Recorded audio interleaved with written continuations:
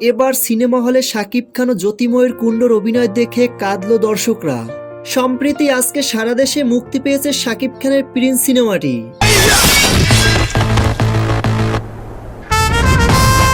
Prince সিনেমাটি দেখতে হলগুলোতে উপচে পড়া ভিড় দর্শকদের।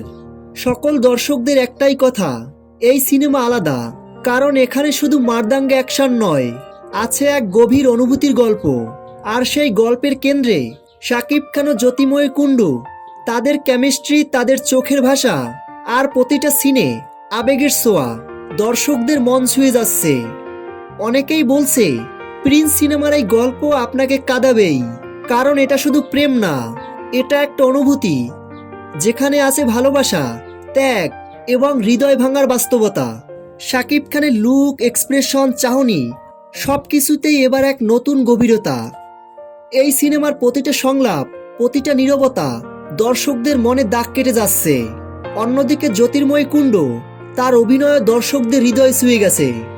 প্রিয় দর্শক মণ্ডলী, প্রিন্স সিনেমাটি আপনারা যারা দেখেছেন ভিডিওর নিচে কমেন্ট করে জানাবেন।